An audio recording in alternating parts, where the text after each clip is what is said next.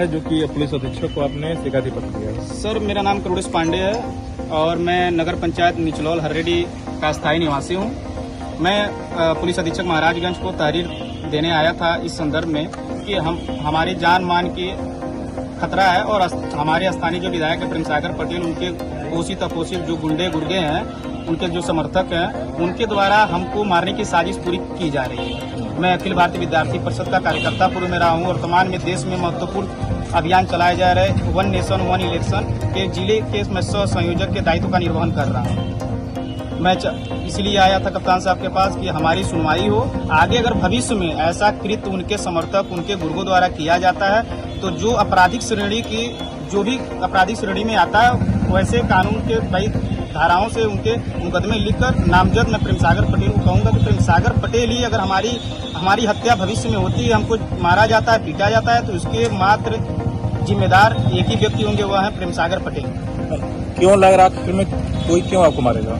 Sir, आशंका है मुझे। मैं पार्टी का निष्ठावान कार्यकर्ता हूं। मैं 2012 से लेके अब तक मैं पार्टी के निष्ठावान कार्यकर्ता हैं, तो प्रेम सागर पटेल भी तो भाजपा के ही विधायक हैं और सभापति हैं। जी बिल्कुल, भाजपा के विधायक हैं। कब से हैं सब लोग जानते हैं, जिले में सब लोग जानते हैं कैसा स्वभाव है, कैसा आचरण है। कहने की आवश्यकता नहीं है, न किसी अधिकारी को, न किसी जनप्रतिनिधि को, न किसी भाजपा के पदाधिकारी को कहने की आवश्यकता नहीं है। सब लोग उनके स्वभाव से वाकिफ हैं इस जिले में। और हम लोग निम्न परिवार से आते हैं और बहुत निम्न परिवार से उठ के हम लोग आगे संगठन में मजबूती से काम करके हम लोग आगे जाना चाहते हैं। तो हम जैसे कार्यकर्ताओं को मैं क्षमा चाहता हूं कि हम जैसे कार्यकर्ताओं को तोड़ने का और मनोबल डाउन करने का काम न करें। हम लोग पार्टी के निष्ठावान कार्यकर्ता हैं, हम लोग भविष्य हैं इस देश के। हम लोग आगे कैसे जाएंगे जब आप जैसे जनप्रतिनिधि हम लोग को दबाएंगे, मारेंगे, मुकदमा लदवाएंगे।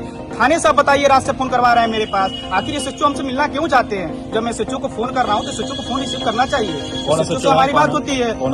वहाँ अखिलेश वर्मा सचिव है, उनकी एसआई रत्नेश मौर्य है। प्रतिदिन कल रात मैं कार्यालय पे संघ कार्यालय पे मैं बैठा हुआ था रात में 10 बजे, तो हमारे पास उनके एसआई फोन करते हैं कि आप आ जाइए, एसओ साहब आपसे मिलना चाहते हैं। एसओ साहब को मैंने रात में फोन किया तो ना एसओ साहब फोन मेरा रिसीव किए, ना व्हाट्सएप रिसीव किए, दोनों नहीं रिसीव किए। मैं फिर हमारा स्टेटस सीन कर रहे हैं एसओ साहब, लेकिन रात को फोन नहीं उठ रही है एसओ साहब की। फिर अभी आपके सामने आपने देखा, मैं एसपी कार्यालय आया हूँ और कप्तान साहब से मैंने मिला जिले पे, और उनके एसआई जो है रत्नेश मौर्य फिर फोन किए थे, आप थाने पे आए, आप कारण बताएं, मैं आऊंगा। भाई, आप पुलिस हमको कारण बताएगी, प्रशासन हमको कारण बताएगी, मैं थाने पे जाऊंगा। हमको कोई हिचक नहीं है शासन में। हमारी योगी सरकार जीरो टॉलरेंस की नीति पे काम करती है। मुझे पूर्ण विश्वास है पूज्य महाराज योगी आदित्यनाथ जी पे कि ऐसे भ्रष्ट जनप्रतिनिधियों के खिलाफ नकेल कसने का काम करें। ऐसे कार्यकर्ताओं को मनोबल टूटेगा तो फिर कार्यकर्ता पार्टी को छोड़ के कहीं और शरण लेंगे।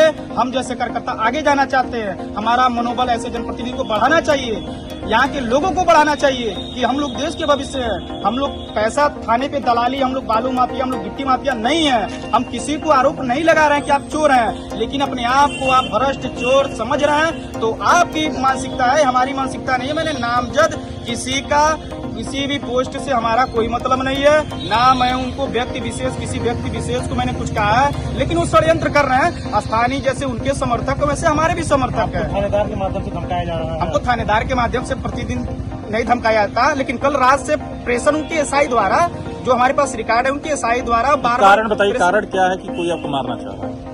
कारण ये लोकप्रियता है। लोकप्रियता की वजह से कि आगे न जा पाए। इतने कम उम्र में पार्टी हमको विधानसभा विस्तारक के रूप में लोकसभा में हमको आलापुर अम्बेडकर नगर जिले का दायित्व दिया था, बहुत अच्छे से निर्वहन किया था। मैं उस विधानसभा में रहा हूँ। और वर्तमान में मोदी जी का ये महत्वपूर्ण अभियान है, ड्रीम जैसे बोला, ड्रीम अभियान है उनका, वन नेशन वन इलेक्शन। उस अभियान के मैं जिले के सह संयोजक के दायित्व पर कार्यरत हूं और ईमानदारी से अपना काम कर रहा हूं। मुझे पूर्ण विश्वास है भारतीय जनता पार्टी हमारे साथ खड़ी है, हमारे सारे लोग हमारे साथ खड़े हैं। हमको मनोबल डाउन करने की आवश्यकता नहीं है, लेकिन ऐसे जनप्रतिनिधि बार बार प्रेशराइज करेंगे, मुकदमा लादने को धमकी देंगे, जेल भेज देंगे। ऐसे हजारों उदाहरण है, ऐसे हजारों उदाहरण इसी जिले में। धर्मात्मा निषाद जैसे कार्यकर्ता जो सिस्टम से लड़ नहीं पाते हैं, आत्महत्या कर लेते हैं, लेकिन हम लोग सिस्टम से लड़ने वाले व्यक्ति, हम लोग आत्महत्या नहीं करेंगे। हम लोग किसी जनप्रतिनिधि से नहीं डरेंगे। हारा वही जो लड़ा नहीं। हम लोग वैसे लोग हैं, वैसे विचारों पे चलने वाले लोग। पुलिस अधीक्षक से मिले, उन्होंने क्या? पुलिस अधीक्षक से मैंने मिला, उनका आश्वासन था कि करुणेश आप निश्चिंत हो कि आप पढ़ाई करो, जो भी काम करते हो अपने संगठन पार्टी का काम करो।